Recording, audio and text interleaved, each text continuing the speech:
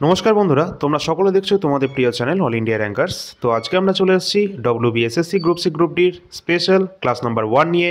এখানে top quality question কিন্তু থাকবে, যেগুলো আমাদের এক্সামের জন্য একদম to the point question answer যেটা দরকার সেটাই কিন্তু তোমরা দেখতে পাবে।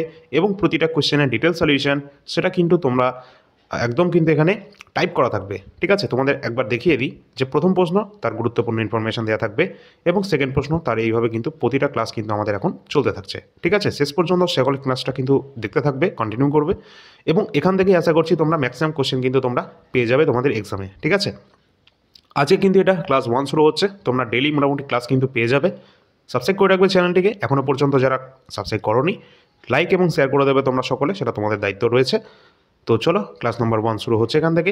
টেলিগ্রাম চ্যানেলে যারা যুক্ত হওনি অবশ্যই তোমরা সকলে কিন্তু যুক্ত হবে, তার কারণ আমি বলি এখানে যে কোনো গুরুত্বপূর্ণ ইনফরমেশন, যে কোনো রেজাল্ট হোক, অ্যাডমিট হোক বা গুরুত্বপূর্ণ নোটিফিকেশন সব কিছু সবার আগে তোমরা এখানেই পেয়ে যাবে। ঠিক আছে, টেলিগ্রামের লিঙ্ক ভিডিও ডিসক্রিপশন বক্সে দেওয়া রয়েছে। চলো, ফার্স্ট প্রশ্ন আমাদের শুরু হচ্ছে এখান থেকে। 2024 সালে নিম্নলিখিত কোন ব্যক্তি ভারতরত্ন পুরস্কার পেয়েছেন?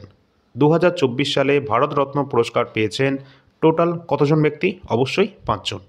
তো 5 জন ব্যক্তি টোটাল পেয়েছেন 2024 সালে ভারতরত্ন পুরস্কার। এখানে বলা হয়েছে তাদের মধ্যে কে রয়েছেন। রাইট অ্যান্সার হয়ে যাবে অবশ্যই এম.এস. স্বামীনাথন। তিনি কিন্তু 2024 সালে ভারতরত্ন পুরস্কার পেয়েছেন এবং এখানে দেখে নিতে হবে তিনি কিন্তু মরণোত্তর পেয়েছেন। আর এই এম.এস. স্বামীনাথন তিনি কিন্তু গ্রিন রেভলিউশন অর্থাৎ সবুজ বিপ্লবের জনক রয়েছেন তিনি। ঠিক আছে, আর এখান এই অপশানগুলোর মধ্যে একটা প্রশ্ন কিন্তু ইম্পর্টেন্ট রয়েছে, যেটা কিন্তু দুটো প্রশ্ন ইম্পর্টেন্ট। প্রণব মুখার্জি তিনি কবে পেয়েছেন? প্রণব মুখার্জি, নানাজি দেশমুখ, ভূপেন হাজারিকা এনারা সকলেই কিন্তু 2019 সালে ভারতরত্ন পেয়েছিলেন। এবং লতা মঙ্গেশকর তিনি তিনি কবে পেয়েছেন, যাকে স্বর কোকিলা বলা হয়ে থাকে? তো এখানে কিন্তু আমাদের যেটা রাইট অ্যান্সার কোনটা হবে, অবশ্যই তিনি 2001 সালে ভারতরত্ন সম্মানে ভূষিত হয়েছেন লতা মঙ্গেশকর। এবার আমরা দেখে নেব 2024 সালে কোন কোন ব্যক্তি রয়েছেন যারা যারা ভারতরত্ন পুরস্কার পেয়েছেন। ফার্স্টে রয়েছেন কর্পূরী ঠাকুর, যিনি কিন্তু বিহারের প্রাক্তন মুখ্যমন্ত্রী ছিলেন। পি.ভি. নরসিমা রাও, যিনি ভারতের একজন প্রাক্তন প্রধানমন্ত্রী। চৌধুরী চরণ সিং, তিনিও কিন্তু ভারতের প্রাক্তন প্রধানমন্ত্রী ছিলেন। এবং লাল কৃষ্ণ আডবাণী, তিনি ভারতের প্রাক্তন উপপ্রধানমন্ত্রী ছিলেন। এবং এম.এস. স্বামীনাথন, তিনি আমাদের ভারতের সবুজ বিপ্লবের জনক ছিলেন। প্রতিটা প্রশ্ন ইম্পর্টেন্ট, এই 5টা রয়েছে, এই 5টা নাম কিন্তু তোমাদের অবশ্যই মনে রাখতে হবে, এখান থেকে একটা প্রশ্ন কনফার্ম চলে আসবে। পরের প্রশ্ন আছে, আইএসএস এ ভ্রমণকারী প্রথম ভারতীয় কে হয়েছেন? অর্থাৎ আইএসএস ইন্টারন্যাশনাল স্পেস স্টেশন, যেটা আমাদের ভূপৃষ্ঠ থেকে মোটামুটি 400 কিলোমিটারের কাছাকাছি অবস্থান করছে উপরে। ঠিক আছে, তো এই ইন্টারন্যাশনাল স্পেস স্টেশনে যাওয়া প্রথম ভারতীয় কে হয়েছেন? অবশ্যই এখনও পর্যন্ত ভারতে কিন্তু ইন্টারন্যাশনাল স্পেস স্টেশনে যাওয়া প্রথম ব্যক্তি হিসাবে রয়েছেন শুভাংশু শুক্লা। আমরা কিন্তু তোমাদের ক্লাসের মাধ্যমে এর আগে জানিয়েছিলাম এক্সিয়াম 4 মিশন সম্পর্কে। এই ক্লাসটি যারা দেখোনি অবশ্যই তোমরা দেখে নেওয়ার একটু চেষ্টা করবে, কারণ এখান থেকে প্রশ্ন তোমাদের অবশ্যই থাকবে একটা।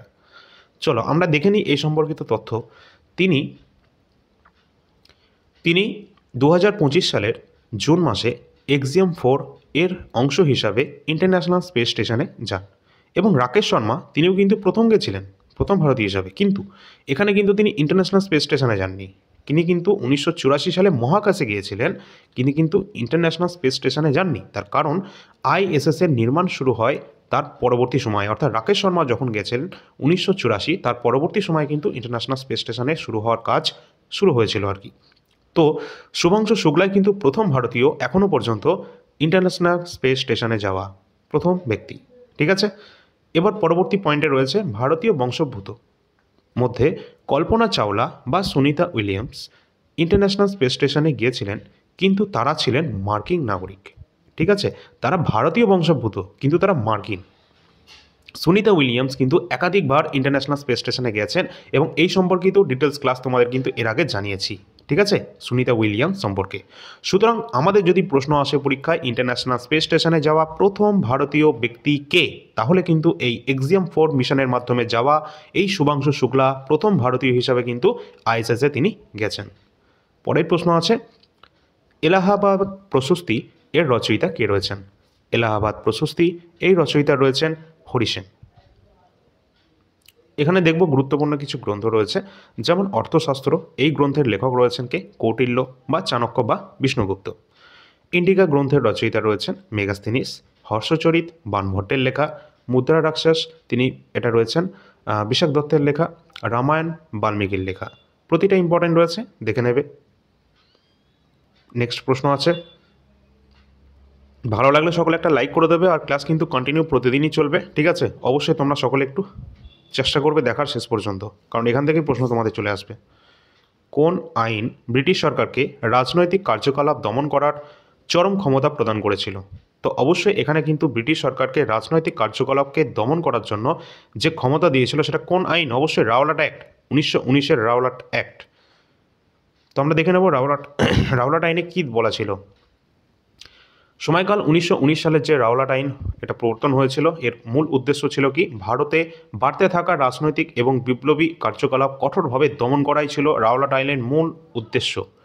ব্রিটিশ সরকার কেবল সন্দেহের ভিত্তিতে যে কোনো ভারতীয় নাগরিককে আদালতের হস্তক্ষেপ ছাড়াই 2 বছর পর্যন্ত জেলে বন্দি করে রাখতে পারত এই আইন অনুসারে। এই আইনে ভারতীয় মৌলিক অধিকার যেমন বিচারের অধিকার হরণ করা হয়েছিল। এই জন্য কিন্তু এই আইনকে কালো আইন, ব্ল্যাক অ্যাক্ট নামে কিন্তু অভিহিত করা হয়। অলরেডি এই প্রশ্নটা তোমাদের এসএসসি অর্থাৎ কেন্দ্রীয় সরকারের এসএসসির মতো এক্সামে কিন্তু অলরেডি চলে এসেছে। রাজ্যের পিএসসিতেও কিন্তু এই কোশ্চেনটা এসেছে। কোন আইনকে ব্ল্যাক অ্যাক্ট বা কালো আইন বলা হয়ে থাকে? এই 1919-এর রাওলাট অ্যাক্টকে। পরের প্রশ্ন আছে, কোন দিল্লি সুলতান, আচ্ছা এখানে বলা হয়েছে যে দিল্লির যে সুলতানি বংশটি রয়েছে না, তাদেরকে পরপর শাসনকাল অনুসারে আমাদেরকে লিখতে হবে, ঠিক আছে? তো আমরা দিল্লি সুলতানি সম্পর্কে তোমাদের একটু বলে দিই, যারা জানো না তোমরা কিন্তু অবশ্যই দেখে নেবে। 50 মিনিটের কাছাকাছি একটা ভিডিও রয়েছে আমাদের চ্যানেলে, দিল্লি সুলতানি বাই অল ইন্ডিয়া র্যাঙ্কার্স, তোমরা একটু সার্চ করে নেবে, ঠিক আছে? তো 50 মিনিটের কাছাকাছি তোমাদের কিন্তু ভিডিও রয়েছে। অবশ্যই টেলিগ্রাম সকলে যুক্ত হবে, তাহলে কিন্তু আমি আজকেই এই ভিডিওটার লিঙ্ক তোমাদের দিয়ে দেবো। আর এই ভিডিওটা যদি একবার দেখে নাও, এখান থেকে তোমাদের 1 থেকে 2টো প্রশ্ন একদম কনফার্ম দিল্লি সুলতানি থেকে পুরো ডিটেলসে কভার করা রয়েছে। দিল্লি সুলতানি বংশের প্রথম যে বংশ ছিল সেটা কিন্তু অবশ্যই ইলবাড়ি তুর্কি বা দাস বংশ, যেখানে কিন্তু কুতুবউদ্দিন আইবক তিনি কিন্তু এটি প্রতিষ্ঠা করেছিলেন, যিনি কিন্তু মোহাম্মদ ঘুরিরই কিন্তু একজন কৃতদাস ছিলেন, তাই না? তার পরবর্তীকালে যে বংশ রাজত্ব করেছিল সেটা হচ্ছে খলজি ডাইনেস্টি ছিল। জালালউদ্দিন খলজি তিনি এটা প্রতিষ্ঠা করছেন। পরবর্তী গিয়াসউদ্দিন তুগলক বংশ প্রতিষ্ঠা করছেন, এবং শেষ আসছে লোদি ডাইনেস্টি, ঠিক আছে? তো অবশ্যই আমাদের অপশান অনুসারে এখানে বি রাইট অ্যান্সার হয়ে যাবে। তুর্কি, তারপরে আসছে আমাদের খলজি বংশ, তুগলক বংশ, দেন লোদি বংশ। সমস্ত কিছু কিন্তু আমাদের ওই ভিডিওতেই দেওয়া থাকবে। তাও একটু বলে দিই তোমাদের, যেমন দিল্লির দাস বংশ রয়েছে, কুতুবউদ্দিন তিনি প্রতিষ্ঠা করছেন। কুতুবউদ্দিন তিনি কিন্তু কুতুব মিনার তৈরি করেছিলেন, যেটা আমাদের গুরুত্বপূর্ণ একটা স্মৃতিস্তম্ভের মধ্যে রয়েছে। এছাড়া কুতুব মিনারের নির্মাণ কার্য শেষ করেছিলেন কে, সেটা তোমরা কমেন্ট সেকশনে জানাবে। এবং পরবর্তী এখানে দিল্লি সুলতানি বংশে একমাত্র প্রথম মহিলা সুলতান ছিলেন কে, সুলতানা রাজিয়া, যিনি 4 বছর কিন্তু তার শাসনকাল তিনি কমপ্লিট করেছিলেন তার রাজত্বে, 1236 থেকে 1240 পর্যন্ত, ঠিক আছে? তো অবশ্যই এখানে এগুলো দেখে রাখবে। তার সাথে সাথে অবশ্যই এটাও আছে যে কোন সুলতান পোলো খেলতে গিয়ে বা ঘোড়ার পিঠ থেকে পড়ে মারা যান। অবশ্যই কিন্তু এখানে রাইট অ্যান্সার হবে তোমাদের কুতুবউদ্দিন আইবক, যিনি কিন্তু রয়েছেন। এছাড়া গিয়াসউদ্দিন তুগলক, এটাও তোমরা দেখে রাখবে। কোন সুলতান যে বন্দেগানি চাহেলগান এটা কিন্তু তৈরি করেছিলেন, 40 চক্র কে তৈরি করেছিলেন, কে ভেঙে দিয়েছিলেন, সব কিছু তোমাদের কিন্তু ওই ভিডিওতে সব কিছু বিস্তারিত দেওয়া রয়েছে। তোমরা সকলে এখানে একটি পিডিএফ দেখতে পাচ্ছ, স্ট্যাটিক জিকে। এখানে কিন্তু স্ট্যাটিক জিকে যেটাই রয়েছে, এটা কিন্তু আমরা কিন্তু এই নোটটা প্রোভাইড করছি তোমাদের সকলের জন্য, যারা group C group D exam দেবে সামনে, ডব্লিউবিপি কেপি কনস্টেবলের এক্সাম দেবে, বা ডব্লিউবিপিএসসি বা রেলওয়ে অথবা এসএসসির মতো কোনো এক্সাম, যে কোনো ওয়ান ডে কম্পিটিটিভ এক্সামের জন্য যদি প্রস্তুতি নিয়ে থাকো, যেখানে স্ট্যাটিক জিকে তোমাদের সিলেবাসে রয়েছে, সেই সমস্ত এক্সামের জন্য কিন্তু এই পিডিএফটি গুরুত্বপূর্ণ। এই যে নাম্বারটি দেখতে পাচ্ছ, এই নাম্বারে তোমরা যোগাযোগ করবে, হোয়াটসঅ্যাপের মাধ্যমে যোগাযোগ করবে, কোনো কল করবে না। এখানে কি কি টপিক দেওয়া রয়েছে সেগুলো যদি আমরা একটু দেখি, তোমাদের কিন্তু আমি গ্যারেন্টি দিয়ে বলতে পারি যে এখানে যে রয়েছে না যে গুরুত্বপূর্ণ টপিক, 100% এখান থেকে কিন্তু পরীক্ষায় তোমাদের প্রশ্ন চলে আসবে। যদি এই টপিক থেকে প্রশ্ন জিজ্ঞাসা করা হয়, যদি তোমাদের নদী তীরবর্তী শহর থেকে প্রশ্ন আসে, তাহলে এখান থেকেই চলে আসবে। যদি হ্রদ থেকে প্রশ্ন আসে, একদম গ্যারেন্টি এখান থেকেই আসবে। যদি কোনো পক্ষী অভয়ারণ্য বা আবিষ্কারক, বিভিন্ন গুরুত্বপূর্ণ মন্দির, কৃষি বিপ্লব, বিমানবন্দর, এখান থেকে যদি প্রশ্ন আসে, বা নদীবাঁধ, কেন্দ্রশাসিত অঞ্চল, তাদের রাজধানী, বিভিন্ন আন্তর্জাতিক সংস্থা, তাদের হেডকোয়ার্টার, তাদের প্রতিষ্ঠা সাল, বিভিন্ন গুরুত্বপূর্ণ উপনাম বা ডাকনাম রয়েছে, এই সম্পর্কিত যদি তোমাদের প্রশ্ন আসে, তাহলে এখান থেকেই আসবে। ঠিক আছে। তো এইটুকু গ্যারান্টি কিন্তু তোমাদের আমি দিতে পারি। এখানে টোটাল 120টির ওপর টপিক কিন্তু দেওয়া রয়েছে এই পিডিএফটিতে, এবং টোটাল পেজ সংখ্যা 126টির মধ্যে কমপ্লিট করা রয়েছে, যাতে সকলে এটা প্রিন্টও করতে পারে। ঠিক আছে, সম্পূর্ণ পিডিএফটি কিন্তু কালারফুল রয়েছে, তোমাদের একটু পরে দেখাচ্ছি। আগে টপিকগুলো দেখে নাও।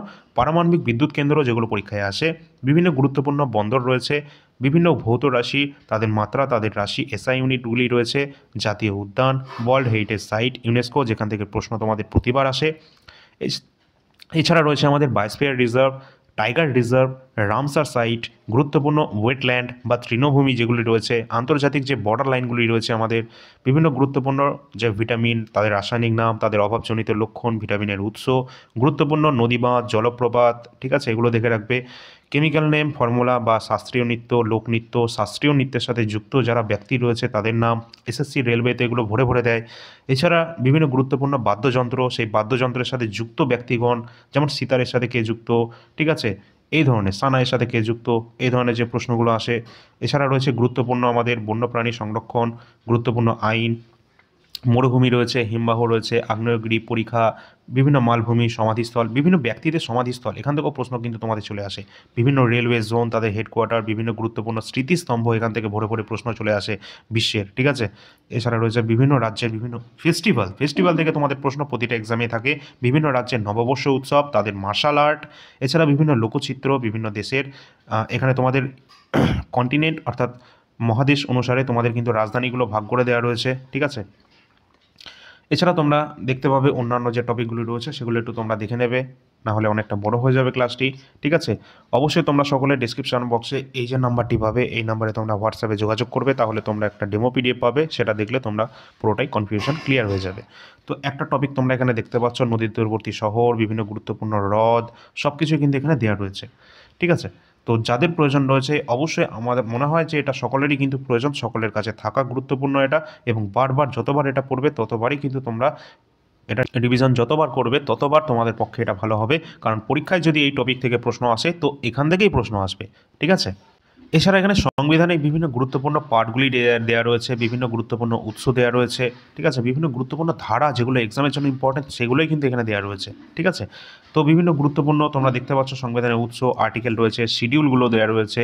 সম্পূর্ণ তোমাদের কিন্তু এই স্ট্যাটিক জিকে পিডিএফটি সকলের কাছে থাকা গুরুত্বপূর্ণ, যারা সামনে বিশেষ করে কনস্টেবলের এক্সাম দেবে, SSC, WBSSC, group C, group D exam দেবে, এই এক্সামের জন্যই কিন্তু তোমাদের একদম গুরুত্বপূর্ণ হয়ে যাচ্ছে, কারণ এই সমস্ত এক্সামে তোমাদের স্ট্যাটিক জিকে থেকে ভালো মাত্রায় প্রশ্ন কিন্তু চলে আসে। ঠিক আছে, কেউ কিন্তু এগুলো স্কিপ করতে পারবে না। যদি বলা হয় পিডিএফ এর মূল্য কত রয়েছে, এই নোটের মূল্য কত রয়েছে, তাহলে কিন্তু এই মূল্য রয়েছে মোটামুটি 249-এর কাছাকাছি রাখার কথা ছিল, কিন্তু এখন কিন্তু সেটা নেই। তোমাদের কিন্তু 160 টাকায় আমরা অলরেডি কিন্তু প্রোভাইড করেছিলাম 8 তারিখ পর্যন্ত, কিন্তু আজকে যেহেতু 9 তারিখ থেকে তোমাদের প্রাইস ইনক্রিজ করার কথা রয়েছে, সুতরাং খুব একটা বেশি ইনক্রিজ হচ্ছে না। তোমাদের সকলের জন্য প্রাইস 171 টাকা কিন্তু প্রাইস কিন্তু থাকছে। ঠিক আছে, যারা ইতিমধ্যে তোমরা কালকে পর্যন্ত মেসেজ করেছিলে তারা 160-এর মধ্যেই পাবে, এবং যারা আজ থেকে নতুন মেসেজ করবে অবশ্যই তোমরা কিন্তু 171-এর মধ্যে পেয়ে যাবে। ঠিক আছে, খুব একটা বেশি কিন্তু ইনক্রিজ করা হয়নি, তোমাদের সকলের কথা মাথায় রেখে। তো অবশ্যই কিন্তু নিয়ে নেওয়ার চেষ্টা করবে, এটা কিন্তু সমস্ত এক্সামের জন্য ইম্পর্টেন্ট। এছাড়া আমাদের কাছে রয়েছে কারেন্ট অ্যাফেয়ার্স জানুয়ারি থেকে সেপ্টেম্বর মাস পর্যন্ত, পরবর্তী মাসগুলো তোমরা পরে পরে পেয়ে যাবে, এবং এখানে প্রতি মাসে 20 টাকা পার মান্থ তোমাদের পিডিএফের প্রাইস রয়েছে। কারেন্ট অ্যাফেয়ার্সের জন্য প্রতি মাসে 450-এর কাছাকাছি নাম্বার অফ কোশ্চেন রয়েছে, এবং প্রতিটা প্রশ্ন ইম্পর্টেন্ট, আমাদের রাজ্য এবং কেন্দ্র সরকারের সমস্ত এক্সামের জন্য এখান থেকেই চলে আসবে। আমাদের রাজ্যে তো 100% চলে আসবে, এবং কেন্দ্র সরকারি এক্সামের জন্য তোমরা 90%-এর ওপর কিন্তু এখান থেকে দেখতে পাবে কোশ্চেন কমন। তো অবশ্যই 2024-এর যদি কারোর প্রয়োজন হয়, টোটাল 2024-এ 1200 কোশ্চেন এবং জিস্ট টোটাল নিয়ে 80 টাকার মধ্যে 2024-এরটা পেয়ে যাবে। অবশ্যই যদি কারোর প্রয়োজন হয়ে থাকে ইন্ডিয়ান হিস্ট্রি একদম কমপ্লিট দেওয়া রয়েছে, প্রাচীন ভারত থেকে মধ্য ভারত, আধুনিক ভারত, টোটাল কিন্তু 80টা পেজের মধ্যে কমপ্লিট করা হয়েছে একদম টোটাল ইন্ডিয়ান হিস্ট্রিকে। আর যা যা প্রশ্ন আসে পরীক্ষায় সেগুলো এখানে ইনক্লুড করা রয়েছে, কোনো কিছু একদম ফালতু ইনফরমেশন কিন্তু এখানে দেওয়া নেই। প্রতিটা লাইনে লাইন কিন্তু ইম্পর্টেন্ট, কারণ প্রতিটা লাইন কোনো না কোনো এক্সামে অলরেডি চলে এসেছে। ঠিক আছে, যাদের প্রয়োজন রয়েছে অবশ্যই ডিসক্রিপশন বক্সের নাম্বার দেওয়া রয়েছে, যোগাযোগ করে নাও। এছাড়া অন্যান্য আমাদের কাছে যেগুলি রয়েছে, NTPC previous year question paper রয়েছে, আরপিএফ এসআই রয়েছে 2024-এর, বায়োলজি কোশ্চেন রয়েছে যেটা গ্রুপ ডির জন্য ইম্পর্টেন্ট, রেলওয়ে। এছাড়া রয়েছে এসএসসি জিডি 2024 এবং 2025-এর প্রিভিয়াস ইয়ার জিকে কোশ্চেনের সলিউশন। যাদের প্রয়োজন রয়েছে কোনো পিডিএফ অবশ্যই নিচে দেওয়া নাম্বারটি যোগাযোগ করে নেবে, ডিসক্রিপশন বক্সে সমস্ত লিঙ্ক পেয়ে যাবে, টেলিগ্রামের লিঙ্কও ডিসক্রিপশনে দেওয়া রয়েছে। আজকে ফার্স্ট ক্লাস ছিল, তাই তোমাদের অ্যাডের টাইমটা একটু বেশি হয়েছে, পরের দিন থেকে তোমাদের এতটা টাইম নেওয়া যাবে না, ঠিক আছে। তো যাই হোক, চলো পরবর্তী আমাদের যে প্রশ্ন রয়েছে, মন্টেগু চেমসফোর্ড যে সংস্কার ঘোষিত হয়েছিল এটা কত সালে? তো এখানে অনেকের কনফিউশন দুটো বিষয় নিয়ে, একটা হচ্ছে মন্টেগু চেমসফোর্ড আর একটা হচ্ছে আমাদের মরলে মিন্টো। তো মরলে মিন্টো যেটা হয়েছিল এই সংস্কার আইন যেটি, সেটা কিন্তু 1909-তে হয়েছিল। 1909-এর মরলে মিন্টো সংস্কার আইন। এবং মন্টেগু চেমসফোর্ড যে সংস্কার যেটা ঘোষণা হয়েছিল 1919-এ। Option number A.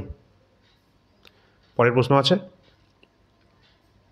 গৌতম বুদ্ধের বাণী প্রথম প্রচারককে বলা হয় কি? অর্থাৎ গৌতম বুদ্ধের যে বাণী প্রথম প্রচার করেছিলেন যেখানে, তো সেই যে মানে তিনি প্রচার করছেন সেই পদ্ধতিটাকে কি বলা হচ্ছে আর কি, সেটাকেই কিন্তু বলা হচ্ছে ধর্মচক্র প্রবর্তন।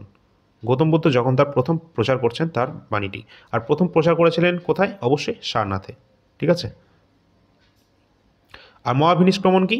যখন তিনি কিন্তু তার মানে তিনি যখন সংসার জীবন থেকে তিনি যখন ত্যাগ করছেন, তার জীবনটি প্রায় রাহুলের যে তার যে পুত্র সন্তান ছিলেন রাহুল, তার জন্মের পরই তিনি কিন্তু গৃহত্যাগ করেছিলেন, সেই যে ঘটনাটা সেটাকেই কিন্তু মহাভিনিষ্ক্রমণ বলা হচ্ছে। এছাড়া মহাপরিনির্বাণ, যার নির্বাণ লাভকেই বলা হচ্ছে গৌতম বুদ্ধের মহাপরিনির্বাণ। আর গৌতম বুদ্ধ তিনি বুদ্ধ ধর্মের প্রবর্তন ছিলেন, আমরা সকলেই জানি। গৌতম বুদ্ধের আসল নাম কিন্তু ছিল সিদ্ধার্থ, এবং তার জন্ম হয়েছিল আনুমানিক 563 বা 480 খ্রিস্টপূর্বাব্দে, ঠিক আছে। জন্মস্থান কোথায় রয়েছে? অবশ্যই লুম্বিনী। লুম্বিনী শালকুঞ্জে শাক্য বংশে তিনি জন্মগ্রহণ করেছিলেন, যেটা নেপালে অবস্থান করছে বর্তমানে। কোন বংশে? শাক্য বংশে। শাক্য ক্ষত্রিয়ের তিনি বংশে জন্মগ্রহণ করেছেন। তার পিতা রয়েছেন কে? শুদ্ধোধন। তিনি কিন্তু কপিলাবস্তু, এখানে কিন্তু তিনি একজন রাজা ছিলেন শুদ্ধোধন, এবং তার মাতা ছিলেন কে? মায়াদেবী। তিনি কোন বয়সে লাভ করছেন? এই যে তোমরা দেখে নাও এখানে যে বোধি বা জ্ঞান লাভ করছেন তিনি 29 বছর বয়সে, যে গৃহত্যাগ করছেন না, যে ঘটনাটা আমরা বললাম মহাভিনিষ্ক্রম যেটি রয়েছে। এছাড়া তিনি কঠোর তপস্যা করেছিলেন এই 29 বছর বয়সে, তিনি যখন গৃহত্যাগ করছেন তারপর তিনি তপস্যায় লিপ্ত হন, এবং বিহারের বৌদ্ধগয়ার কাছে একটি অশ্বত্থ বা পিপল গাছের নিচে বসে তিনি কিন্তু বোধি বা জ্ঞান লাভ করেছিলেন। এই জায়গা থেকেই তিনি কিন্তু বুদ্ধ নামে কিন্তু পরিচিতি লাভ করছেন। তিনি প্রথম ধর্মের উপদেশ দিয়েছিলেন কিন্তু উত্তরপ্রদেশের বারাণসীর কাছে সারনাথে। প্রথম ধর্ম উপদেশ তিনি দিয়েছিলেন, এই ঘটনায় কিন্তু ধর্মচক্র প্রবর্তন নামে পরিচিত।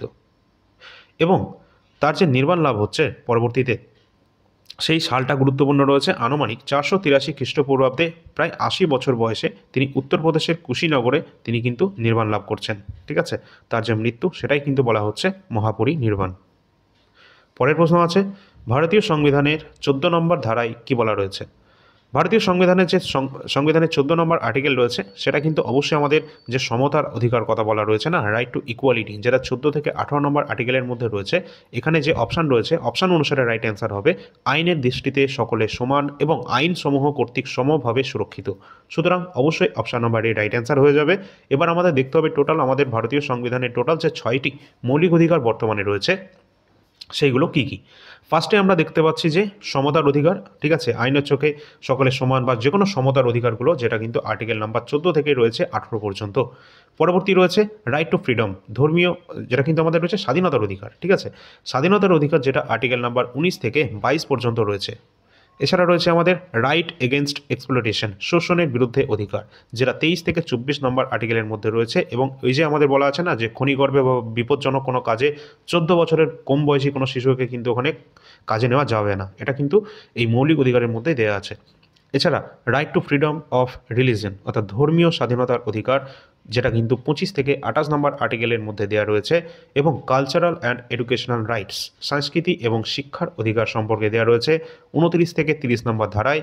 এবং সংবিধানে যেটা রয়েছে রাইট টু কনস্টিটিউশনাল রিমেডিজ, অর্থাৎ সাংবিধানিক প্রতিবিধানের যে অধিকার, যেটা 32 থেকে 35 নম্বর আর্টিকেলে দেওয়া রয়েছে। এবং আমাদের যে সুপ্রিম কোর্ট রয়েছে সে কিন্তু অবশ্যই দায়বদ্ধ রয়েছে এই 32 নম্বর আর্টিকেলের জন্য, কারণ আমাদের কোনো রকম যদি এই মৌলিক অধিকারগুলোর মধ্যে একটিও যদি কোনো রকমভাবে লঙ্ঘন করা হয়, তাহলে কিন্তু 32 নম্বর আর্টিকেলের মাধ্যমে ডাইরেক্ট কেউ সুপ্রিম কোর্টে কোনো ভারতীয় নাগরিক সে কিন্তু যেতে পারে। এবং 32 নম্বর আর্টিকেলের মাধ্যমে কিন্তু সুপ্রিম কোর্ট রিট জারি করে থাকে, টোটাল 5 ধরনের রিট হয়ে থাকে। আর হাইকোর্ট কিন্তু 226 নম্বর আর্টিকেলের মাধ্যমে তারা রিট জারি করে থাকে, ঠিক আছে। যদি ভালো লাগে একটা লাইক করে দেবে সকলে। পরের প্রশ্ন আছে, ভারতীয় সংবিধানের ড্যাশ ধারায় স্বাধীনতার অধিকার সংরক্ষণের ব্যবস্থা করা হয়েছে? ভারতীয় সংবিধানের কোন ধারায় এটা স্বাধীনতার অধিকারের কথা বলা হয়েছে? তো আমরা একটু আগেই দেখলাম যে স্বাধীনতার অধিকার কত নম্বর আর্টিকেলে রয়েছে, 19 থেকে 22 নম্বর আর্টিকেলে রয়েছে। রিলিজিয়ন এখানে কিন্তু রাইট টু ফ্রিডম দেওয়া রয়েছে, তাই তো? তো অবশ্যই 19 থেকে 22, তো আমাদের রাইট অ্যান্সার হয়ে যাবে 19 নম্বর আর্টিকেল, যেখানে কিন্তু স্বাধীনতার অধিকারের সংরক্ষণের ব্যবস্থা করা হয়েছে।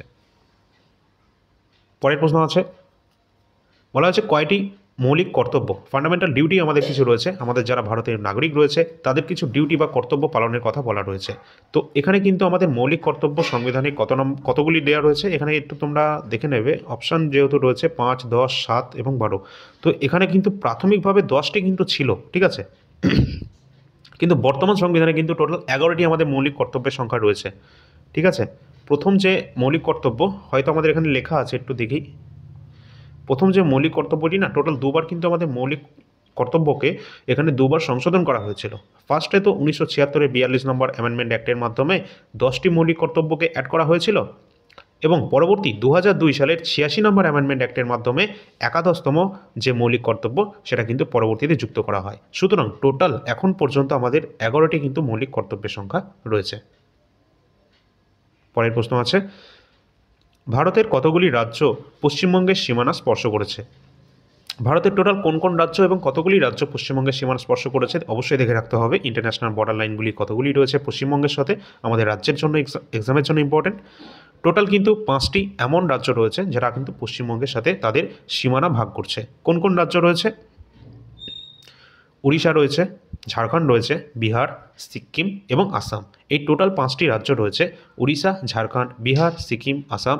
এরা কিন্তু পশ্চিমবঙ্গের সাথে তাদের সীমানা ভাগ করছে, এবং এমন কিছু আন্তর্জাতিক সীমানাও কিন্তু পশ্চিমবঙ্গ ভাগ করছে। তারা কে কে? অবশ্যই ভারতের সাথে, আমাদের ভারতের সাথে কিন্তু বাংলাদেশের সবথেকে দীর্ঘতম কিন্তু বর্ডার লাইন রয়েছে, ঠিক আছে? তো অবশ্যই 4096 কিলোমিটার টোটাল বাংলাদেশের সাথে রয়েছে, যেখানে পশ্চিমবঙ্গের সাথে কত রয়েছে সেটা তোমরা কমেন্ট সেকশনে জানাবে। এবং নেপালের সাথে রয়েছে, ভুটানের সাথে রয়েছে। টোটাল এই 3টে প্রতিবেশী দেশের সাথে আমাদের পশ্চিমবঙ্গ তাদের সীমানা কিন্তু ভাগ করছে। নেক্সট রয়েছে, আন্দামান দ্বীপপুঞ্জ থেকে নিকোবর দ্বীপপুঞ্জকে বিচ্ছিন্ন করেছে কোন চ্যানেল বা কোন প্রণালী? এই যে তোমরা দেখতে পাচ্ছ ইন্টারন্যাশনাল বর্ডার লাইন, বা কে কার সাথে কোনটাকে ভাগ করছে বা বিচ্ছিন্ন করছে বা অ্যাড করছে, এই সব কিছু অলরেডি আমাদের স্ট্যাটিস্টিকের বুকে দেওয়া রয়েছে। তোমরা সকলে কিন্তু অবশ্যই এটা নিয়ে নেওয়ার চেষ্টা করবে। তো এখানে আমাদের আন্দামান দ্বীপপুঞ্জ এবং নিকোবর দ্বীপপুঞ্জকে বিচ্ছিন্ন করছে, যেটা কিন্তু 10 ডিগ্রি চ্যানেল।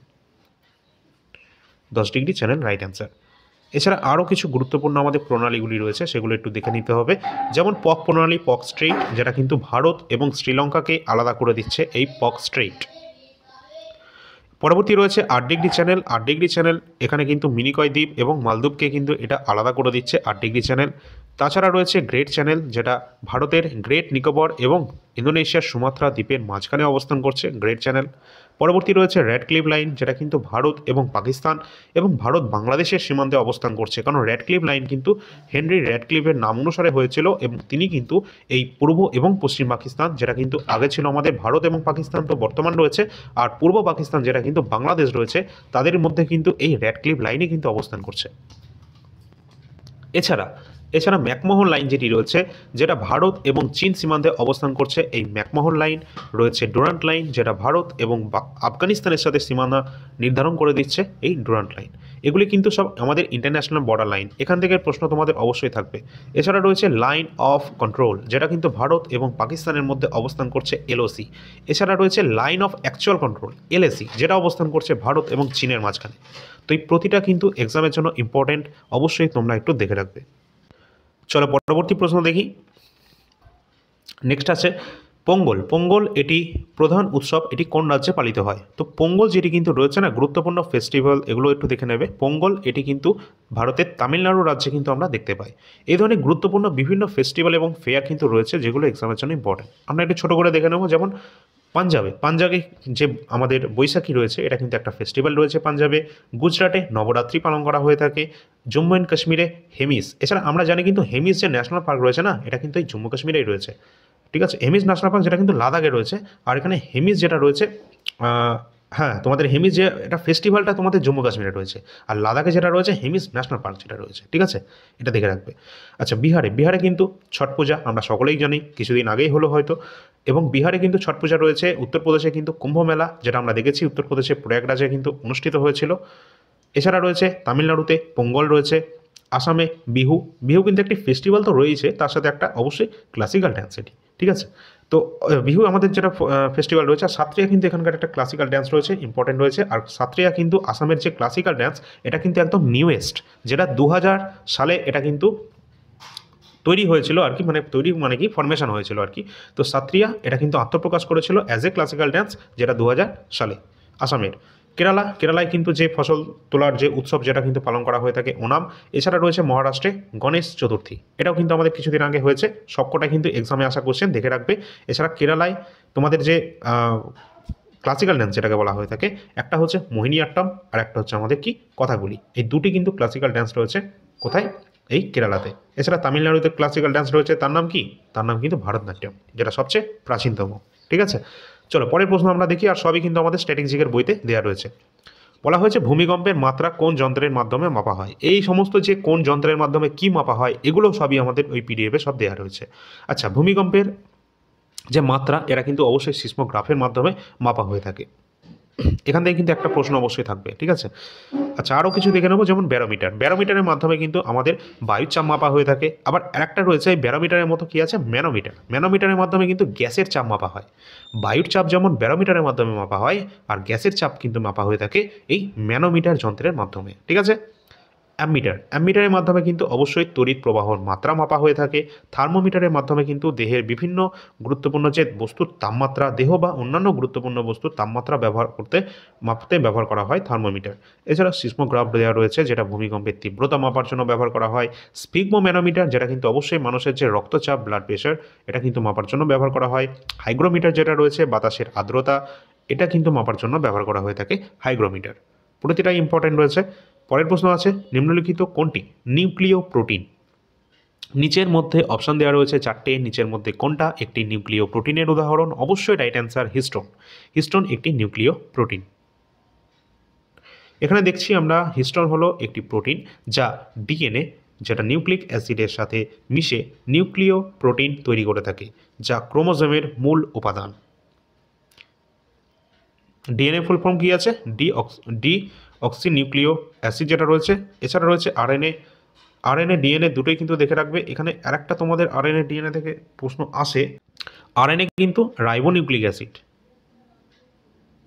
আর ডিএনএ অক্সি রাইবোনিউক্লিক অ্যাসিড, ঠিক আছে, ডিএনএ আরএনএ, আর দুটোই কিন্তু যে তোমাদের যে পেঁচানো দ্বিতন্ত্রী বিশিষ্ট থাকে, ঠিক আছে। পরেরটা রয়েছে কি জিইউআই, এটা ফুল ফর্ম কী আছে, জিইউআই যেটা ফুল ফর্ম হয়ে যাবে গ্রাফিক্যাল ইউজার ইন্টারফেস। তোমাদের ফুল ফর্ম সম্পর্কিত একটা প্রশ্ন কিন্তু অবশ্যই আসবে, অপশন নাম্বার ডি এটা রাইট অ্যান্সার হবে। আর এগুলো কিন্তু ফুল ফর্ম আমাদের যে স্ট্র্যাটেজিকে পিডিএফ, তার লাস্টের দিকে তোমরা পেয়ে যাবে, ঠিক আছে, অনেক দেওয়া রয়েছে। আবার পিডিএফের ফুল ফর্ম কী আছে, পোর্টেবল ডকুমেন্ট ফরম্যাট, ঠিক আছে, এটাও আসতে পারে। পরের প্রশ্ন, পণ্ডিত বিরজু মহারাজ কোন নৃত্যের সাথে যুক্ত রয়েছেন। অবশ্যই আমরা সকলেই জানি, যে কটা মহারাজ রয়েছে তোমাদের একবার বলে দিই, বিরজু মহারাজ, লাচ্চু মহারাজ, ঠিক আছে, এই ধরনের যে মহারাজ টার্মগুলো রয়েছে, তারা সকলে কত্থকের সাথে সম্পর্কিত। তাছাড়া রয়েছে কি সীতারা দেবী, ইনি কিন্তু কত্থকের সম্রাজ্ঞী, ঠিক আছে, কে বলেছিলেন, এটা রবীন্দ্রনাথ ঠাকুর দিয়েছিলেন, ঠিক আছে। এছাড়া আরও গুরুত্বপূর্ণ নাম দেওয়া রয়েছে, যেমন বিরজু মহারাজ, শম্ভু মহারাজ, লাচ্চু মহারাজ, সীতারা দেবী, দময়ন্তী যোশী, এই নামগুলোই তোমাদের বারবার পরীক্ষায় আসে, ঠিক আছে, এগুলো একটু দেখে রাখবে তাহলেই হবে। পরেরটা রয়েছে পাঁচমারি বায়োস্ফিয়ার রিজার্ভ, এটা ভারতের কোন রাজ্যে অবস্থান করছে। অবশ্যই এটা মধ্যপ্রদেশ রাজ্যে অবস্থান করছে পাঁচমারি বায়োস্ফিয়ার রিজার্ভ। বন্দিপুর জাতীয় উদ্যান, এটা কোন রাজ্যে অবস্থান করছে, জাতীয় উদ্যান বন্দিপুর, যেটা কিন্তু কর্ণাটক রাজ্যে অবস্থান করছে, ইম্পর্টেন্ট। এছাড়া আমরা দেখে নেব কর্ণাটক রাজ্যের বেশ কিছু গুরুত্বপূর্ণ জাতীয় উদ্যান, যেমন বান্নেরঘাট্টা জাতীয় উদ্যান, বন্দিপুর জাতীয় উদ্যান রয়েছে। এছাড়া রয়েছে নাগারহোল জাতীয় উদ্যান, কুদ্রিমুখ জাতীয় উদ্যান এবং আনসি ন্যাশনাল পার্ক। এই সমস্ত ন্যাশনাল পার্কগুলি অবস্থান করছে ভারতের কর্ণাটক রাজ্যে। ভারতের যে কটা ন্যাশনাল পার্ক রয়েছে সবগুলো দেখে রাখবে। পরের প্রশ্ন আছে, অস্ট্রেলিয়ান ওপেন 2025 পুরুষ সিঙ্গলস চ্যাম্পিয়ন্স এর নাম কি। রাইট অ্যান্সার হয়ে যাবে কিন্তু অস্ট্রেলিয়ান ওপেন 2025-এ পুরুষদের ক্ষেত্রে সিঙ্গলসে পুরুষের ক্ষেত্রে অস্ট্রেলিয়ান ওপেন 2025 জয়লাভ করেছেন কে, জ্যানিক সিনার। অপশান নাম্বার এর রাইট অ্যান্সার হয়ে যাবে। আর ভাই এটাও কিন্তু আমাদের পিডিএফে দেওয়া আছে। আরে ভাই সবই পিডিএফে দেওয়া থাকবে। হ্যাঁ, আমি কি বলছি, তোমাদের যে কারেন্ট অ্যাফেয়ার্সের এমন কোনো কিছু কিন্তু বাদ নেই যেটা আমাদের কারেন্ট অ্যাফেয়ার্সের পিডিএফে দেওয়া নেই, এবং স্ট্যাটিক জিকের যে পিডিএফটা, যেখানে কিন্তু এমন কোনো কিছু নেই যেটা স্ট্যাটিক জিকের কোনো চ্যাপ্টার বাদ দেওয়া রয়েছে, ঠিক আছে। তো অবশ্যই তোমরা এটা নিয়ে নেওয়ার চেষ্টা করবে। পরের প্রশ্ন যেটা দেখছো এটাও দেওয়া রয়েছে, 2025-এর মিয়ামি ওপেন পুরুষ সিঙ্গলস বিভাগে কে জয়লাভ করেছেন? অবশ্যই রাইট অ্যান্সার কিন্তু এখানে আমাদের হয়ে যাবে জ্যাকোব মেনসেইক, অপশন নাম্বার ডি। পরের প্রশ্ন আছে, বলা হয়েছে সম্প্রতি পশ্চিমবঙ্গের কোন গায়ক পদ্মশ্রী 2025 পুরস্কারে ভূষিত হয়েছেন? অবশ্যই কিন্তু ইম্পর্টেন্ট এটা, আর এই প্রশ্নটা অলরেডি তোমাদের এক্সামে তোমরা অবশ্যই দেখতে পাবে, ঠিক আছে? একদম 100% এটা 1 নম্বর তোমাদের কনফার্ম হয়ে গেল, ধরে নাও। পশ্চিমবঙ্গের কোন গায়ক পদ্মশ্রী 2025 পুরস্কারে ভূষিত হয়েছেন? অরিজিৎ সিং। আর এই কোশ্চেনটা অলরেডি আমাদের রেলওয়ে, এনটিপিসি অন্যান্য এক্সামে কিন্তু চলে এসেছে, ঠিক আছে? চলো পরের প্রশ্ন, হকি খেলায় কতজন খেলোয়াড় থেকে থাকে? হকি, ক্রিকেট, ফুটবল প্রতিটা খেলাতেই টোটাল 11 জন করে প্রতিটা টিমে কিন্তু থেকে থাকে। আচ্ছা 1 মিনিট তোমাদেরকে বলে দিই, জিকে তো তোমাদের এখানে পেয়েই যাচ্ছ, এবং তোমাদের কিন্তু ফুল নম্বর বা চাকরিটা পেতে গেলে কিন্তু ম্যাথ এবং জিআই সমানভাবে গুরুত্ব দিতে হবে। তার জন্য যে দুটো বই আমি নিজে রেকমেন্ড করছি, কোনো প্রমোশনের জন্য নয়, যেটা হচ্ছে সবাই যেটা ফলো করে থাকে, আমিও যেটা দেখেছি, এই বইটি অবশ্যই ভালো গুরুত্বপূর্ণ বই, যেটা কম্পিটিটিভ ম্যাথমেটিক্স চ্যালেঞ্জার সুবীর দাসের বইটি। অবশ্যই এটা হচ্ছে আমাদের লেটেস্ট এডিশন, এবং এটা হচ্ছে ঠিক তার আগের এডিশন। যে কোনো যেটা তোমার কাছে অ্যাভেলেবেল রয়েছে, যদি নিয়ারেস্ট কোনো বুক স্টল থেকে দেখো, যেটা অ্যাভেলেবেল পাবে সেটাই নিয়ে পড়তে শুরু করে দাও, কোনো রকম হেরফের নেই বইটাতে, ঠিক আছে? এবং রিজনিংয়ের জন্য হচ্ছে আর.এস. আগরওয়ালের বাংলা ভাষায় রিজনিং। যদি তোমরা সামনে এনটিপিসি দাও তাহলে রিজনিংয়ের জন্য এটা বেস্ট বই, আর আমাদের রাজ্যের এক্সামের জন্য তো অবশ্যই গুরুত্বপূর্ণ। সুতরাং ডিসক্রিপশন বক্সে তোমরা কিন্তু লিঙ্ক পেয়ে যাবে, সেই লিঙ্ক থেকে যদি নিয়ে নাও তাহলে অনলাইনে তোমরা অর্ডার করে ফেলতে পারবে, ঠিক আছে? এছাড়া তোমরা যদি কাছাকাছি কোনো বুক স্টোরে দেখতে পারো তাহলে দেখে নেবে। এছাড়া রয়েছে পিএসসি ক্লার্কশিপ মেন্স যারা এক্সাম দেবে তাদের জন্য যে গুরুত্বপূর্ণ বই, বা যারা রাজ্যের কোনো কেপি কনস্টেবল এসআই যারা রয়েছে, তারা যারা মেন্স এক্সাম দেবে তাদের জন্য এই দুটো বই কিন্তু ভালো এখনও পর্যন্ত। একটা লীলা রয় রয়েছে, একটা তপতি পাবলিকেশনের। তো অবশ্যই সেগুলো নিয়ে নেবে, গুরুত্বপূর্ণ যা যা দরকার।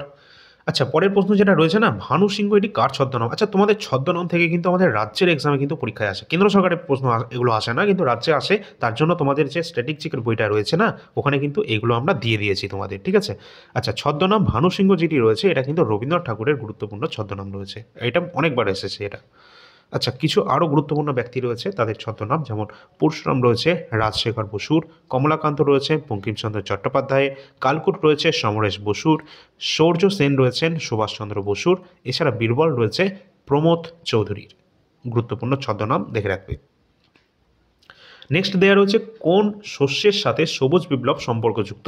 তো আমরা দেখেছি যে ভারতের সবুজ বিপ্লবের জনক এম.এস. স্বামীনাথন, যিনি 2024 সালে মরণোত্তর ভারতরত্ন সম্মানে ভূষিত হয়েছেন, ঠিক তিনিই কিন্তু এই সবুজ বিপ্লবের সূচনা করেছিলেন আমাদের ভারতে উচ্চ ফলনশীল গম বীজ নিয়ে এসে, তাই তো? তো অবশ্যই এটা আমাদের ইম্পর্টেন্ট, গম শস্যের মাধ্যমে কিন্তু সবুজ বিপ্লব এটা যুক্ত রয়েছে।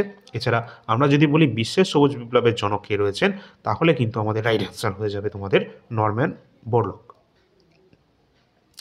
এই যে গুরুত্বপূর্ণ বিপ্লবগুলি রয়েছে, কোনটা কোন বিপ্লবের সাথে সম্পর্কিত, লাল বিপ্লব, গোল বিপ্লব, এগুলো সবই কিন্তু দেওয়া রয়েছে।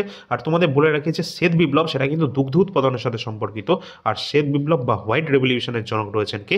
ভার্গিস কুরিয়েন। পরের প্রশ্ন আছে, ভারতের প্রথম পঞ্চবার্ষিকী পরিকল্পনা প্রবর্তন করা হয়েছিল কত সালে? ইম্পর্টেন্ট, পঞ্চবার্ষিকী পরিকল্পনা থেকেও আমাদের ফুল ডিটেলস ক্লাস অলরেডি দেওয়া রয়েছে একদম ফ্রিতে আমাদের এই চ্যানেলে, ঠিক আছে? তো 1951 সালে প্রথম পঞ্চবার্ষিকী পরিকল্পনা প্রবর্তন করা হয়েছিল, 1951 থেকে 56 পর্যন্ত। চলো আমরা একবার দেখে নিই এই সমস্ত পঞ্চবার্ষিকী পরিকল্পনার টাইমলাইন। ফার্স্ট যে আমাদের পঞ্চবার্ষিকী 1951 থেকে 56-তে চলছে, দ্বিতীয়টা 56 থেকে 61-তে। প্রথমে কিন্তু আমাদের কৃষির ওপর বেশি জোর দেওয়া হয়, এবং সেকেন্ডে আমাদের শিল্পের ওপর বেশি জোর দেওয়া হয়েছিল। তৃতীয় যেটা হয়েছিল 61 থেকে 66, চতুর্থ হয়েছিল 69 থেকে 1974, আর এই চতুর্থতে কিন্তু আমাদের ইসরো প্রতিষ্ঠা করা হয়েছিল 1969-এ, ঠিক আছে? তোমরা সকলে জানো, যার হেডকোয়ার্টার বেঙ্গালুরুতে অবস্থান করছে। পঞ্চম পঞ্চবার্ষিকী পরিকল্পনা 1974 থেকে 78-এ, ষষ্ঠ হয়েছিল 80 থেকে 85-তে, সপ্তম হয়েছিল 85 থেকে 90, অষ্টমটা 1992 থেকে 1997, নবম পঞ্চবার্ষিকী পরিকল্পনা 1997 থেকে 2002 সাল, দশম পঞ্চবার্ষিকী পরিকল্পনা 2002 থেকে 2007, একাদশ হয়েছিল 7 থেকে 12, এবং দ্বাদশটা 12 থেকে 17। আর তোমাদের যদি এই পঞ্চবার্ষিকী পরিকল্পনা সম্পর্কে এখন ডিটেলস বলতে পারি না, তাহলে অনেক বড় ক্লাস হয়ে যাবে। তাহলে তোমাদের জন্য আমি কি করছি, এই ডিটেলস যে ক্লাসটি রয়েছে এর লিঙ্ক আমরা আমাদের টেলিগ্রাম চ্যানেলে শেয়ার করে দেবো। তাহলে দুটো ক্লাস তোমরা এই ক্লাসের সাথে পেয়ে যাবে। কোন কোন ক্লাস? একটা হচ্ছে দিল্লি সুলতানি কমপ্লিট, এর বাইরে কোনো কোশ্চেন আসবে না কোনো এক্সামে, আর একটা রয়েছে আমাদের কি 5 ইয়ার প্ল্যান, ঠিক আছে, এই দুটো আমরা আমাদের টেলিগ্রাম চ্যানেলে শেয়ার করে দেবো, সকলে একটু যুক্ত হয়ে যাবে। নেক্সট প্রশ্ন আছে নাবার্ড, এটি কিসের সাথে সম্পর্কিত? তো নাবার্ড যেটি কিন্তু রয়েছে এটি একটি গ্রামীণ উন্নয়ন ব্যাংক রয়েছে নাবার্ড, ঠিক আছে। National agriculture bank, agriculture and rural যে ডেভেলপমেন্ট রয়েছে না, এটা হচ্ছে নাবার্ড রয়েছে। আর এটার মূল উদ্দেশ্য রয়েছে যে গ্রামীণ এলাকায় যে ব্যাংক রয়েছে অর্থাৎ গ্রামীণ উন্নয়ন সুনিশ্চিত করা, এই জন্যই কিন্তু এই নাবার্ডটা প্রতিষ্ঠা করা হয়েছিল। তো গ্রামীণ উন্নয়নের সাথে সম্পর্ক হয়ে যাবে আমাদের এই নাবার্ডে। পরের প্রশ্ন আছে বিশ্ব বাণিজ্য সংস্থা ওয়ার্ল্ড ট্রেড অর্গানাইজেশন, যেটা প্রতিষ্ঠিত হয়েছিল 1985 সালে, আর 1995 সালে। 1995 ফার্স্ট জানুয়ারি এটা কিন্তু প্রতিষ্ঠিত হয়েছিল এবং সদর দপ্তর অবস্থান করছে কোথায়? সুইজারল্যান্ডের জেনিভাতে। আচ্ছা, এখানে দেখে নেবে, এখানে দেয়াই রয়েছে বাণিজ্য সংস্থা যেটা 1 জানুয়ারি 1995-তে এটি প্রতিষ্ঠিত হয়েছে এবং গ্যাট হচ্ছে এর পূর্বসূরি। হ্যাঁ, এটার কিন্তু পূর্বসূরি একটা সংস্থা ছিল গ্যাট, এটাই পরবর্তীতে রিপ্লেস করা হয়েছিল, নাম পরিবর্তন করে হয়ে যায় WTO ওয়ার্ল্ড ট্রেড অর্গানাইজেশন এবং এর হেডকোয়ার্টার অবস্থান করছে সুইজারল্যান্ডের জেনিভা শহরে এবং এর মূল উদ্দেশ্য যেটা রয়েছে বিশ্বব্যাপী বাণিজ্য সংক্রান্ত নীতিকে প্রবর্তন করা, সদস্য যারা রাষ্ট্র রয়েছে এই রাষ্ট্রগুলির মধ্যে বাণিজ্যের বাধাকে সীমিত করা এবং তা নিষ্পত্তি করা, এটাই হচ্ছে, অর্থাৎ যে ইন্টারন্যাশনাল ট্রেড রয়েছে না, সেই আন্তর্জাতিক যে ব্যবসা বা বাণিজ্য সেটাকে আগে বাড়ানো, এটাই হচ্ছে মূল উদ্দেশ্য। সদস্য দেশ কতগুলো রয়েছে? 164টি, টোটাল ইউরোপিয়ান ইউনিয়ন সহ বর্তমানে 164টি দেশ রয়েছে। এর কাজ কি? আন্তর্জাতিক যে বাণিজ্য সম্পর্কে যে একটা নিয়মকানুন তৈরি করা, তাদেরকে তত্ত্বাবধান করা এবং সমস্ত ধরনের যে তোমাদের বাধা বিপত্তিগুলি রয়েছে না, সেগুলোকে দূর করা, এটাই হচ্ছে মূল উদ্দেশ্য বা মূল কাজ। পরের প্রশ্ন আছে নিচের কোনটি আমাদের সৌরজগতের আভ্যন্তরীণ গ্রহ নয়? তো আমাদের গ্রহগুলো যেগুলি রয়েছে টোটাল কিন্তু আমাদের 8টি গ্রহ রয়েছে, আগে ছিল আমাদের 9টি, কিন্তু প্লুটোকে কিন্তু বামন গ্রহ অর্থাৎ ডার্ক প্ল্যানেট হিসেবে এটাকে কিন্তু ফেলা হয়েছে। এটা 2006 সালে কিন্তু এটাকে বাদ দেওয়া হয়েছে 2006 সালে আমাদের এই গ্রহের তালিকা থেকে, ঠিক আছে। তো বর্তমানে আমাদের যে গ্রহের সংখ্যা রয়েছে 8টি। কোন কোন গ্রহ রয়েছে? ফার্স্টেই রয়েছে, আমরা যদি একদম সূর্যের কাছাকাছি থেকে হিসাব করি তাহলে ফার্স্টে আসছে আমাদের বুধ, দেন আসবে আমাদের শুক্র, ভেনাস, বুধ শুক্র, তারপরে আসবে আমাদের পৃথিবী, আর্থ, তারপরে আসবে মঙ্গল, মার্স, ঠিক আছে। তো এই যে 4টে গ্রহ দেখতে পাচ্ছ, এই 4টে গ্রহকে বলা হয়ে থাকে ইনার প্ল্যানেট বা ভিতরের দিকের গ্রহ বা পার্থিব প্ল্যানেট বা অভ্যন্তরীণ গ্রহ, ঠিক আছে। তো এই 4টে গ্রহ হচ্ছে আমাদের এইরকম। আর বাদবাকি যে 4টে, আর এই যে 4টে গ্রহ আছে তারপরে আর 4টে গ্রহ আছে, কি কি আছে? বৃহস্পতি,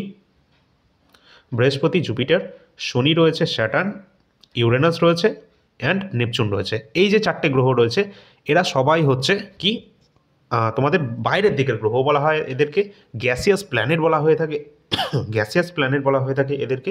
এবং এই যে বুধ শুক্র পৃথিবী মঙ্গল রয়েছে আর এই জুপিটার স্যাটার্ন ইউরেনাস নেপচুন এই চারটের মাঝখানে একটা বেল্ট রয়েছে। এই বেল্টের যেটা রয়েছে এটাকে বলা হয়ে থাকে কি? অ্যাস্ট্রয়েড বেল্ট যেটা রয়েছে এটাকে বলা হয়ে থাকে অ্যাস্ট্রয়েড বেল্ট। আর এই অ্যাস্ট্রয়েড বেল্টের মধ্যে একটা বামন গ্রহ অবস্থান করছে যার নাম হচ্ছে সেরেস। এটাও কিন্তু পরীক্ষায় অলরেডি বিভিন্নবার চলে এসেছে। এবং এই যে টোটাল 8টা গ্রহ রয়েছে না, এই 8টা গ্রহের পর আর একটা বেল্ট রয়েছে যার নাম হচ্ছে কি? কুইপার বেল্ট, ঠিক আছে। তো এই বেল্টগুলোর নামগুলো একটু দেখে রাখবে। সুতরাং তাহলে আভ্যন্তরীণ গ্রহ কোনটা হবে? অবশ্যই বুধ শুক্র পৃথিবী যেটা আমাদের মঙ্গল, এগুলো আভ্যন্তরীণ। বৃহস্পতি, শনি, ইউরেনাস, নেপচুন এরা সব আভ্যন্তরীণ নয়, ঠিক আছে, এরা সব গ্যাসীয় প্ল্যানেট। এবং সবথেকে সৌরজগতের বড় গ্রহ হচ্ছে আমাদের বৃহস্পতি। সবথেকে বড় গ্রহ হচ্ছে আমাদের বৃহস্পতি, ঠিক আছে। আর সবথেকে যদি বলা হয় কার স্যাটেলাইটের সংখ্যা বেশি, তাহলে কিন্তু শনির কিন্তু স্যাটেলাইটের সংখ্যা সবচেয়ে বেশি রয়েছে। আর আমাদের পৃথিবীর একটি মাত্র রয়েছে যেটা চাঁদ রয়েছে। সূর্যের সবথেকে কাছের গ্রহ যদি বলা হয় তাহলে বুধ হয়ে যাবে, ঠিক আছে। আর যদি বলা হয় যে নীল গ্রহ কাকে বলে তাহলে আমাদের পৃথিবী, সবুজ গ্রহ কাকে বলে তাহলে কিন্তু ইউরেনাস, যদি বলা হয় যে আমাদের লাল গ্রহ কাকে বলে তাহলে কিন্তু মঙ্গল। এই ধরনের বিভিন্ন প্রশ্ন আসে, দেখে নেবে। পরের প্রশ্ন আছে সুপ্রিম কোর্টের প্রথম মহিলা বিচারপতির নাম কি? সঠিক অ্যান্সার হয়ে যাবে অবশ্যই সুপ্রিম কোর্টের প্রথম মহিলা বিচারপতি যার নাম মীরা সাহেব ফাতিমা বিবি। অপশান নাম্বার বি আমাদের রাইট অ্যান্সার। তো এই পর্যন্ত আমাদের ক্লাসটা শেষ হচ্ছে। যদি তোমাদের ভালো লাগে অবশ্যই তোমরা সকলে একটু লাইক করে দেবে। এখানে তোমাদের 30টা কোয়েশ্চেন ছিল, কিন্তু আমার মনে হয় 30টা প্রশ্ন ছিল না। এখানে 30 গুণ তোমরা 4 গুণ 5 গুণ যাই খুশি বলতে পারো। অনেক প্রশ্ন কিন্তু এখানে আলোচনা করা হয়েছে এই একটি ক্লাসে, যার জন্য কিন্তু এই ক্লাসটি একটু বড় হয়ে গেল, তাই না? তো এবার তো অনেকে বলবে মাঝখানে 5 মিনিটের অ্যাড চলে এসেছে ঠিক আছে? তো সেটা তোমরা একটু দেখে নেবে, ম্যানেজ করে নেবে। যাদের প্রয়োজন নেই অ্যাডটি, তোমরা এটাকে স্কিপ করে দেবে ডাইরেক্ট, ঠিক আছে? তোমাদের আমি বলছি, আমি নিজেই অ্যাড দিচ্ছি, আবার নিজেই বলছি। কেন বলছি? কারণ যাদের প্রয়োজন সে দেখবে, যার প্রয়োজন নেই সে সেটাকে স্কিপ করে দেবে, যাতে তার টাইম কোনো রকমভাবে ওয়েস্ট না হয়, ঠিক আছে? কারণ সামনে আমাদের গুরুত্বপূর্ণ এক্সামগুলো রয়েছে, তাদের কথা মাথায় রেখে সেটা আমি বলে দিলাম। এবার কার কত স্কোর হচ্ছে তোমরা বলবে। যদি কোনো কোশ্চেনে তোমাদের ডাউট থাকে সেটা তোমরা অবশ্যই কমেন্ট সেকশনে জানিয়ে দেবে। আর যদি তোমাদের ভালো লাইক শেয়ার বা রেসপন্স পাই, ঠিক আছে, তাহলে কিন্তু তোমাদের এই ধরনের ডিটেলস ক্লাস চলতে থাকবে, প্রতিদিনই চলতে থাকবে। আর যদি সেরকম রেসপন্স না পাই, তাহলে তোমাদের এমসিকিউ মোটামুটি চলতে থাকবে। সেটা তোমরা একটু জানাবে যদি এই ধরনের ক্লাসটা ভালো লাগে। আর এই ধরনের ক্লাসে কিন্তু আমি হয়তো ফ্রিতে দিচ্ছি, তাই হয়তো কেউ ইন্টারেস্ট দেখাচ্ছে না, ঠিক আছে? আর যদি আমি এটা পেইডে দিতাম, আর পেইড চ্যানেল যারা যারা করাচ্ছে তাদের ক্লাস দেখে নেবে, তারা এইভাবেই করিয়ে থাকে, ঠিক আছে? তো অবশ্যই যদি একটু ভালো লাগে একটা লাইক শেয়ার করে দেবে অন্তত, এবং টেলিগ্রাম চ্যানেলে সকলে যুক্ত হবে। টেলিগ্রামের লিঙ্ক ভিডিও ডিসক্রিপশন বক্সে দেওয়া থাকবে। আর সকলে একটু চেষ্টা করবে এই আমাদের যে স্ট্র্যাটেজিকের পিডিএফটি রয়েছে বা নোটটি রয়েছে আমরা যেটা দিচ্ছি অবশ্যই নিয়ে নেওয়ার। কারণ এখানে এই যে পিডিএফটি রয়েছে এটা তোমাদের কোনো রকমভাবে কিন্তু মানে এত তথ্য এখানে দেওয়া রয়েছে, তোমরা কিন্তু বাদ দিতে পারবে না। আর এই 126টা পেজ যা দেওয়া রয়েছে সব কিছু যদি একদম টু দ্য পয়েন্ট যদি বারবার মুখস্থ করে নাও, তাহলে স্ট্যাটিক জিকে থেকে তোমাদের কোনো রকম ভয় পাওয়ার কোনো প্রয়োজনই নেই। কারণ স্ট্যাটিক জিকে যা আসে সব কিছু তোমাদের এই পিডিএফের মধ্যে আমি ইনক্লুড করে দিয়েছি, ঠিক আছে? তো অবশ্যই নিঃসন্দেহে তোমরা এটা নিতে পারো।